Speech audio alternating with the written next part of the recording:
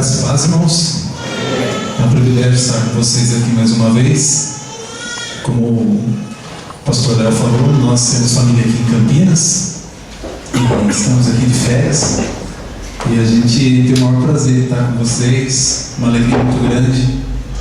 O nosso coração ele ferve quando fala de missões, quando fala desse plano, e a gente vê realmente a Igreja Batista de Filadélfia, ela respira a missão, e isso é muito bom, é motivo de nós realmente louvarmos e engrandecermos o nome do Senhor. Eu me sinto já alimentado aqui pelas palavras do pastor Paulo, e eu sei que Deus ele tem ainda algo para acrescentar para a nossa vida, para nós meditarmos. Como o pastor Léo falou, a gente está num mês que tem por tema missões, por tema falar de Jesus, anunciar o reino, e para isso nós precisamos ser corajosos, nós precisamos realmente estarmos embutidos de toda coragem. Eu convido os irmãos a estarem abrindo a palavra do Senhor em Atos dos Apóstolos, no capítulo de número 3. E eu queria primeiramente fazer a leitura de apenas um versículo para que a gente possa estar meditando na palavra do Senhor. Atos dos Apóstolos, capítulo 3, e eu gostaria de estar lendo o versículo de número 6. Todos acharam? Amém? Pedro, porém, lhe disse: não possuo prata nem ouro, mas o que tenho, isso te dou. Em nome de Jesus Cristo, o Nazareno, anda. Amém? Nós sabemos que o cristianismo ela é a história de pessoas que desafiaram os sistemas religiosos tradicionais, que venceram preconceitos e homens malignos com o único propósito e motivação de obedecer e agradar a Deus. Nós sabemos que o cristianismo, a sua maior motivação é amar e crer em Jesus Cristo, e também permitir ser usado e guiado pelo Espírito Santo. Esse é o objetivo, esse é o caminho do cristianismo: sermos consolados e guiados pelo Espírito Santo. Quando nós olhamos para a palavra do Senhor, nós percebemos isso.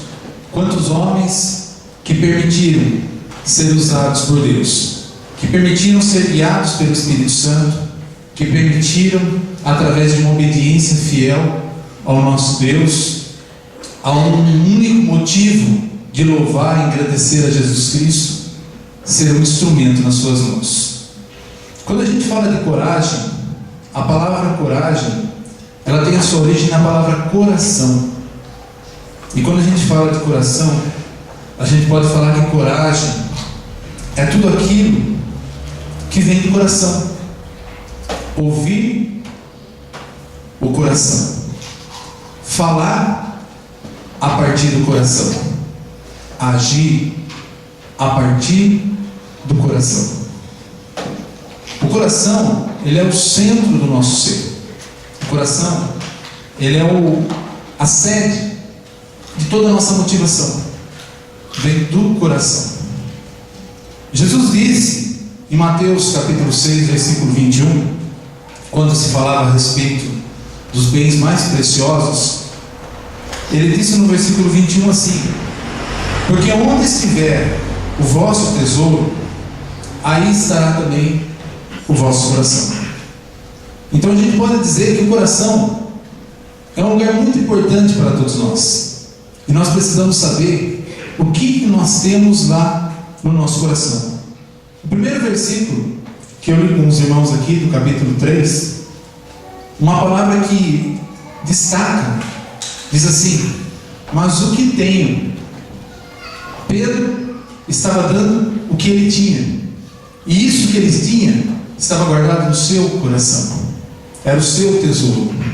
Não era prata e não era ouro, mas era o seu tesouro, era algo que ele havia recebido do Senhor, e isso ele estava dando.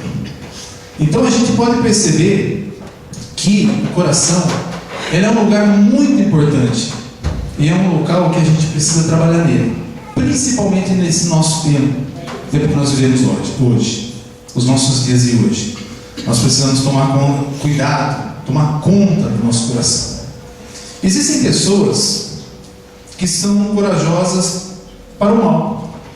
Às vezes a gente assiste lá um canal de TV e alguém fala assim: eu não sei como que aquela pessoa teve coragem de fazer isso, eu não sei como que aquela pessoa teve coragem de cometer esse crime, de cometer essa atrocidade. Mas por quê? Algo era tesouro no seu coração, algo que não era bom. Então a gente pode dizer que a coragem ela pode ser para os dois lados, né? Coragem para o bem como coragem para o mal, depende do que está no coração. E aí a gente precisa decidir todos os dias: você é corajoso para Deus? Amém?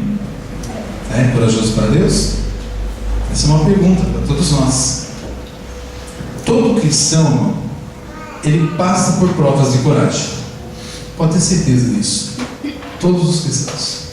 E aí a gente tem que buscar lá dentro do coração e falar, e ouvir e agir conforme o coração. Em Atos dos Apóstolos, no capítulo 4, que é uma sequência desse capítulo, desse versículo que a gente leu, a gente vai ver que aqui houve um momento em que Pedro e João eles demonstraram ser muito corajosos.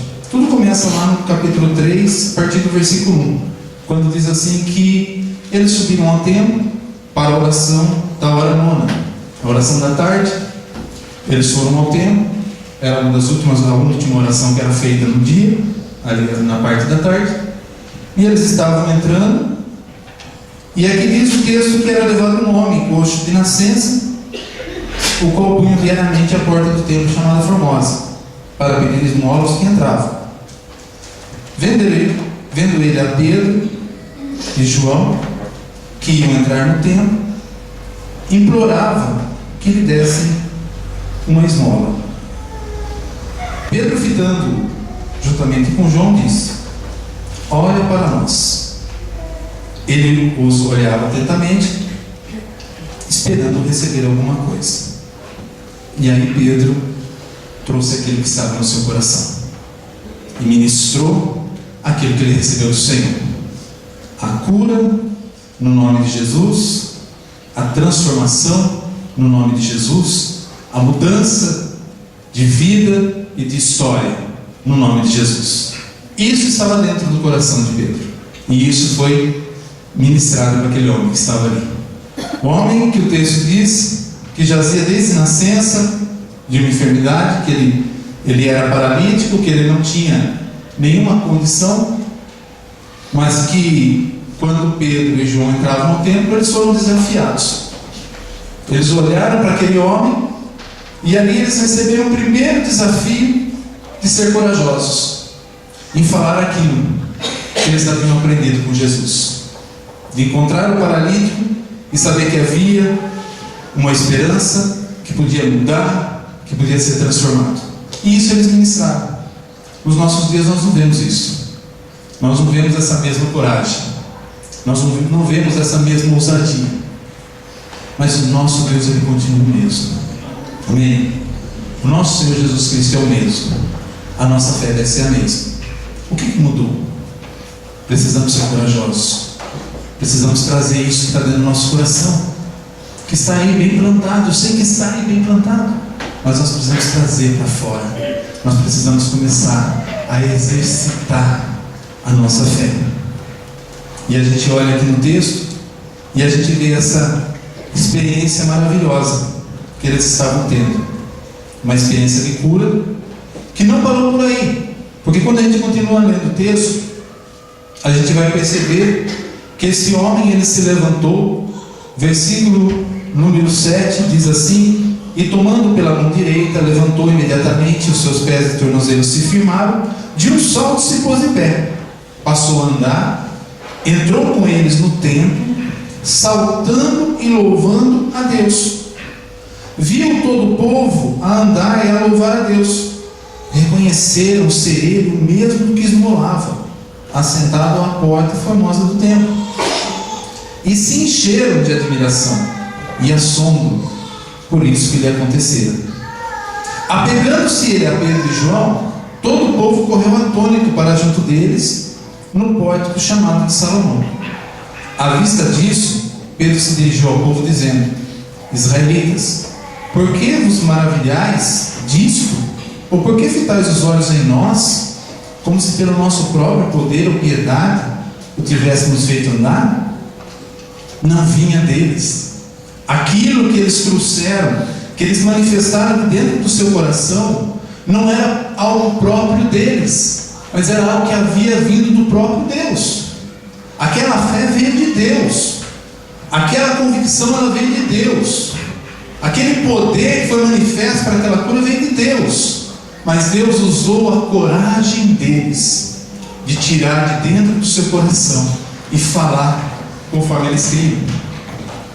Que nós possamos nos sentir desafiados da mesma forma. Eles tiveram aqui um segundo ato de coragem. O primeiro foi falar com aquele homem paralítico. Logo em seguida, quando o paralítico chega até eles, e os homens olham para eles e começam a admirar os dois, eles falam assim: peraí, isso não é de nós. E aí ele começa a falar do Deus de Abraão, ele começa a falar do Deus Altíssimo, ele começa a falar do Senhor nosso Deus. A multidão virou toda a sua atenção para aqueles dois homens, para Pedro e João. Tudo o que estava acontecendo ali parou, porque todos conheciam aquele homem, e as suas atenções voltaram-se todas para os dois. E aí a gente vê um segundo ato de coragem deles, porque eles começam a proclamar a palavra de Deus para aquelas pessoas. A gente começa a ver eles falando aqui com autoridade, eles exortando, eles realmente dando uma sacudida naquele povo, falando a respeito de Jesus, falando a respeito da salvação em Jesus, daquilo que havia acontecido, e trazendo eles para o arrependimento, trazendo eles para a mudança. A gente pensa nesses dois homens ali realmente como proclamadores, ali falando com autoridade e poder, e não temendo. Então a gente vê o que? Coragem, muita coragem. O segundo passo de coragem deles aqui, de anunciar, e a gente vai vendo aqui que vai até os versículos aqui, a gente vai até o final do capítulo, até o versículo 26. Eles vão falando a respeito de Jesus, a respeito do plano de Deus, daquilo que Deus tinha, que era a salvação, que era arrependimento, que era a transformação. Aí no capítulo 4, a gente vê que acontece algo aqui, que começa a mostrar o cuidado de Deus, e ali a forma que Deus usou para confrontar eles, para que eles realmente assumissem a sua posição. Olha o que acontece no capítulo 4, versículo 1. Falavam eles ainda ao povo quando sobrevieram os sacerdotes, o capitão do templo e os saduceus, ressentidos por ensinarem eles, o povo, e anunciarem em Jesus a ressurreição dentre os mortos. O que acontece aqui, irmãos? A prova deles começa, uma prova para ver a coragem daqueles homens.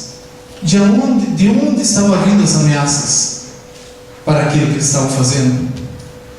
Estava vindo dos sacerdotes primeiro.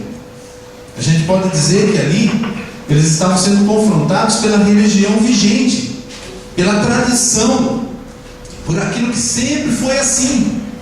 Por que agora está sendo diferente? Então eles estavam sendo confrontados por um sistema religioso, que eram os sacerdotes. Se a gente continuar olhando, a gente vai ver que junto com o sacerdote estava o capitão do templo. O capitão do templo, ele era responsável pela segurança dentro do templo. Ele que ditava as normas dentro do templo, como que as pessoas deviam caminhar, como que as pessoas deviam entrar, como as pessoas deviam sair, como é que as pessoas deviam se portar lá dentro, quem que devia ser tirado para fora. Então a gente pode dizer que o capitão do templo era a ordem estabelecida no momento. Naquele momento era a ordem estabelecida, a forma que as coisas tinham que ser, sempre daquele jeito. capitão do templo que ditava as normas. E um outro grupo, representado aqui pelos saduceus. Os saduceus, além deles serem ali uns religiosos, eles também eram um partido político que estava dentro do templo. Então a gente vai olhar e vai ver na política, aqui no caso, um governo atuante, um governo do momento ali, dentro do templo. Então, se a gente for analisar isso, irmãos, a gente pode dizer que a plenitude dos poderes humanos vigentes eram contrários àquilo que eles estavam fazendo. Estava tudo cooperando contra, estava tudo indo contra o que eles estavam fazendo. Mas eles não recuaram.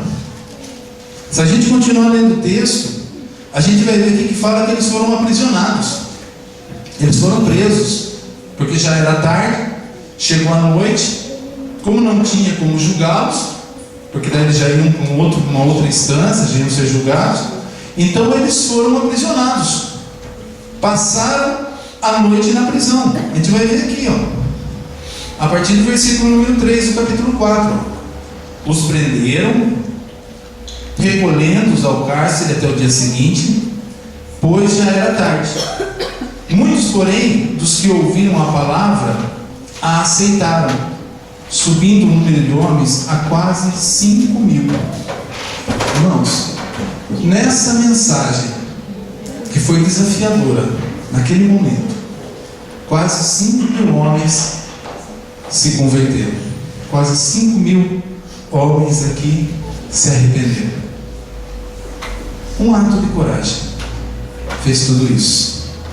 E para nós que estamos aqui, que ainda vivemos num tempo ainda que está bem diferente, né, daquele tempo, mas como a gente olha aqui no devocional, né, no boletim, o gigante acordou, né? A gente pensar nisso. O que nós podemos fazer para o Senhor? Quais os atos de coragem que nós podemos ter? O que nós podemos trazer para fora do nosso coração? Para um homem que está caído ali, sem solução para a sua vida? Ou para um grupo de homens que estão atônitos, não entendendo o que está acontecendo diante de um milagre tão grande, e ter a oportunidade de falar para eles a respeito de um amor tão intenso que é o amor de Jesus? Nós podemos aprender com esses homens essa coragem que vem do coração, isso que já está dentro de nós, mas que às vezes a gente vai deixando se acumular camadas em cima, não sei do que pode ser, de poeira, de situações, de tantas coisas, e vai se acomodando, né? Eu achei interessante o irmão falar aqui, né, que saiu da zona de conforto, né? Na hora que ele chegou aqui, eu também saí, estou aqui, né? E a gente pensar nisso, né? Que às vezes a zona de conforto, ela faz com que fiquem caindo camadas e cobrindo as coisas que estão no nosso coração, porque elas estão no nosso coração.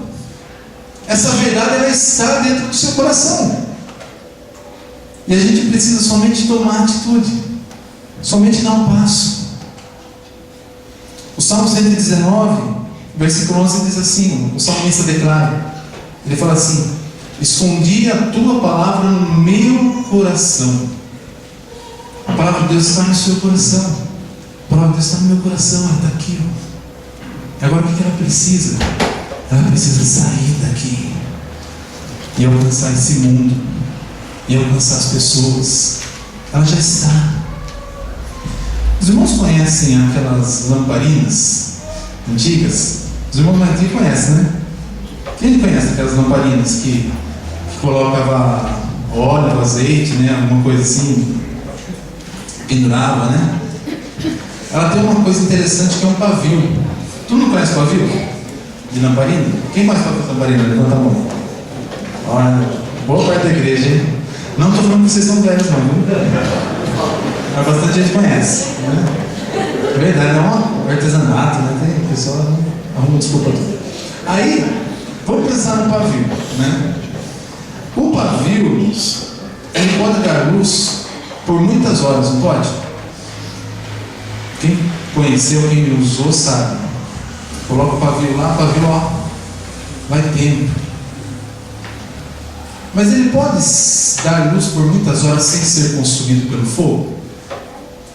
Quem sabe essa? Ele pode? Ele está lá acesão lá e o fogo está consumindo ele? Sim ou não? Sim? Não? Não, né? Não tem que trocar o pavio todo dia, né? Antigamente vocês trocavam o pavio todo dia? Não, né? Por que será que o pavio não queima? Por que será? Porque na verdade o que queima não é o pavio, mas é o óleo que ele leva. Então ele se mantém aceso e ele mantém se iluminando por muito tempo. Por quê? Porque o óleo que está dentro dele é que está subindo, está queimando e está produzindo luz, não é? Quando a gente olha para esses homens com esses atos de coragem, sendo aprisionados, sendo perseguidos, o sofrimento que eles estavam sentindo, ele não era tão intenso como o poder daquela unção do Espírito Santo que estava fluindo através das suas vidas, que estava mantendo essa luz acesa. Era muito maior. E é assim com as nossas vidas. O pavio que nós somos, ele é pouco diante de todo aquele combustível que Deus tem colocado em nós para nos manter acesos. Porque não é o pavio que produz a luz, mas é o azeite que está dentro da lamparina que produz a luz. E esse azeite, ele já está derramado nos nossos corações, já está nas nossas vidas. Então, essa prova que eles estavam passando, ela para eles era uma prova que eles estavam passando tranquilos, com fé, porque eles sabiam que o Espírito Santo estava conduzindo todas as coisas. A força não estava na humanidade deles, mas a força estava no azeite que havia dentro de seus corações. É simples, irmãos. A força não está na sua humanidade, a força não está no seu conhecimento, mas a força está no azeite do Espírito Santo que está na sua vida, que vai dar as palavras certas e vai fazer com que você expresse as palavras corretas diante das pessoas e faça a diferença. E não são palavras bem compostas, não são frases bem produzidas, não é isso. Mas às vezes uma simples palavra, um simples gesto já vai produzir algo tão intenso que você vai se espantar. E você vai dizer assim: mas eu não achei que era tão fácil. Porque na verdade não foi você que fez, mas é Deus que faz. É Ele que faz. Você pode ter muitas experiências assim. Você achar que tem que produzir algo muito grande, e numa simples palavra, num simples gesto, acontecem coisas tremendas. Porque é Deus que faz. É Deus que faz todas as coisas. Voltando aqui no nosso texto, a gente olha, vê toda essa contrariedade, todos esses grupos se levantando, os aprisionando. Aí no dia seguinte, versículo 5, diz assim que eles se reuniam em Jerusalém, as autoridades, os anciãos e os escribas, com o sumo sacerdote, Anás, Caifás, João, Alexandre e todos que eram da linhagem do sumo sacerdote. Pondo-os perante eles, os erguiam. Quem que se reuniu para julgá-los? Todos. Chamaram todo mundo que podia ser chamado. Todos foram chamados. Todos da linhagem dos sacerdotes, todos os escribas, todos foram chamados. Olha que interessante isso. Com um propósito de estar confrontando eles na sua fé, de eles serem aqui fala do texto que eles iam ser, fala assim: pondo-os perante eles, os erguiam, com que poder ou em nome de quem fizeste isso? Então, vamos pensar, irmãos, duas pessoas reunidas ali num sinédrio, num lugar onde eles podiam ser condenados à morte, eles ali reunidos, e um grupo muito grande à sua volta, um grupo muito grande, e apenas os dois ali no meio, sendo julgados. E eles falam para eles assim: com que poder, com que autoridade vocês têm falado isso? E aí a gente vê a diferença aqui, versículo 8. Então Pedro, cheio do Espírito Santo, aleluia, cheio do Espírito Santo, olha o azeite, cheio do Espírito Santo, o que ele faz? A gente olha o texto aqui e diz assim: ele lhes disse: autoridades do povo e anciãos, visto que hoje somos interrogados a propósito do benefício feito a um homem enfermo e do modo por que foi curado, tomai conhecimento vós todos e todo o povo de Israel, de que em nome de Jesus Cristo, o Nazareno, a quem vos crucificaste e a quem Deus ressuscitou dentre os mortos, sim, em seu nome é que este está curado perante vós. Este Jesus é a pedra rejeitada por vós, os construtores, a qual se tornou pedra angular. Não há salvação em nenhum outro, porque abaixo do céu não existe nenhum outro nome dado entre os homens, pelo qual importa que sejamos salvos. Irmãos, o que a gente percebe aqui? Que a mensagem continua a mesma. Eles não recuaram, eles não se assustaram, eles não ficaram intimidados. A mesma mensagem que eles falaram, que os dois falaram para a multidão, a mesma mensagem que eles anunciaram lá, mesmo passando a noite na prisão, mesmo chegando diante daquele grande tribunal, diante de tanta gente importante, eles mantiveram a mesma convicção, a mesma verdade. Que a gente possa perceber nisso, irmãos, que a gente não vacile, que a gente não desanime, que a gente não recue, que a gente continue pregando o mesmo evangelho, independente das circunstâncias que possam vir, que a gente não desista, jamais.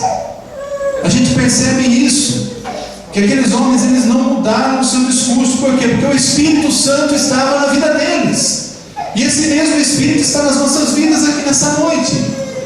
Então que a nossa palavra, que a nossa pregação, ela não mude, porque Jesus Cristo, Ele é o Salvador, que não há salvação em nenhum outro, que abaixo do céu não há nenhum outro nome dado entre os homens pelo qual sejamos salvos, que é só através de Jesus Cristo, o Filho de Deus.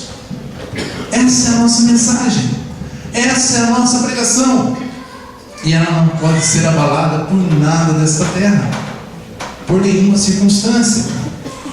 A gente continua olhando o texto, e a gente vai ver que os homens começaram a se admirar com eles, pela simplicidade que eles tinham e pelas palavras que eles diziam. Aí continua o texto, versículo 15 diz assim: mandando-os sair do sinédrio, consultavam entre si. Falaram: tira eles um pouquinho para fora, vamos conversar aqui. Juntou-se ali todas as autoridades que estavam ali para decidir sobre a vida desses dois homens. Mas, como aquilo ficou tão notório, um milagre tão grande, algo tão tremendo que aconteceu, eles não tinham como recuar, eles não tinham como perseguir, eles não tinham como matá-los, porque ficou claro aquilo que havia acontecido. O milagre, ele estabelece, o milagre, ele fortalece, o milagre, ele cria um vínculo divino tão forte que não tem como o homem negar. Ele sabia que aquele homem que estava caído, que estava ali paralítico, já não era mais. Ele já não era mais, já tinha acontecido algo sobrenatural, e que todos haviam visto. Então não dava mais para negar, não tinha o que fazer. Eles ameaçaram eles mais, trouxeram eles de volta, e falaram: não fale mais de Jesus. E aí Pedro, a gente vê que ele continua com a mesma convicção, não arreda o pé. Versículo 19 diz assim: mas Pedro e João lhe responderam: Julgai ser justo diante de Deus, ouvir-vos antes a vós, outros, do que a Deus? Pois nós não podemos deixar de falar das coisas que vimos e ouvimos. Irmãos, o que nós temos ouvido, o que nós temos visto, são coisas preciosas demais, irmãos. Os milagres que nós temos presenciado de Deus são tão grandiosos, tão maravilhosos, que não tem como nós negarmos. Não tem como nós negarmos a mudança que Deus produziu, primeiramente em nossas próprias vidas, porque nós sabemos de onde nós viemos, nós sabemos como era a nossa vida e como nós somos hoje. Então não tem como eu negar aquilo que Deus fez em mim, aquilo que Deus fez na minha família, aquilo não tem como eu não falar disso, do que eu tenho ouvido, do que eu tenho visto, porque o nosso Deus, Ele é vivo, porque o nosso Deus, Ele continua agindo, Ele continua mudando vidas, Ele continua mudando histórias, Ele continua tirando o homem da sarjeta, Ele continua curando, Ele continua transformando as vidas, restaurando famílias. É o mesmo, não mudou. E nós estamos vendo isso. Nós não podemos nos cegar diante de tudo isso.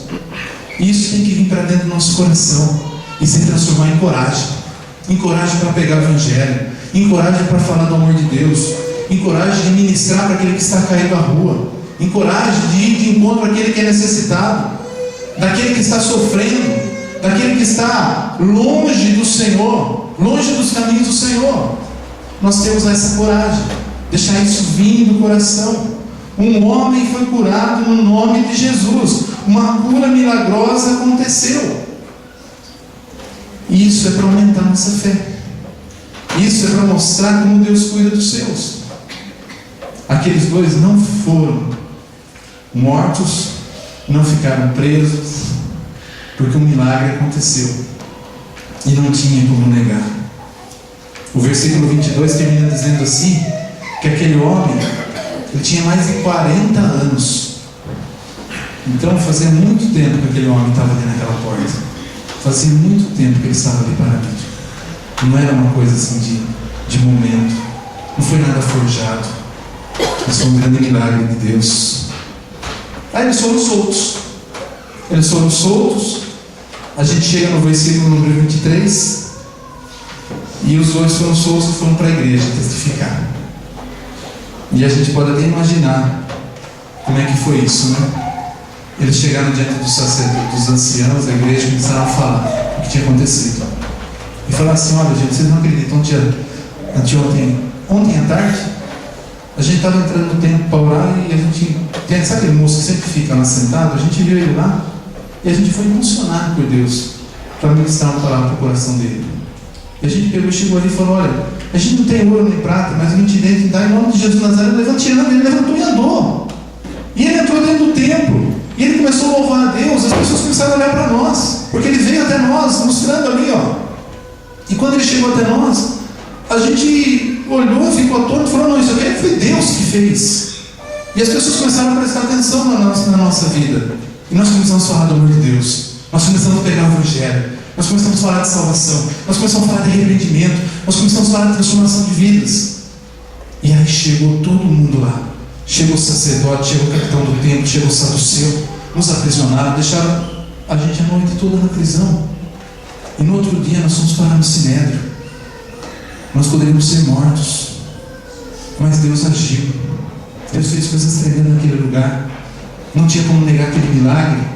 Nós fomos libertos lá, eles soltavam, eles ameaçaram bastante a gente, mas a gente não desistiu, a gente não abandonou a fé, a gente não mudou a nossa convicção, a gente ficou firme. Eles testificaram de tudo isso que havia acontecido. E aí a gente ouve a oração da igreja, que eu queria ler para os irmãos. Olha a oração que foi feita aqui, ó.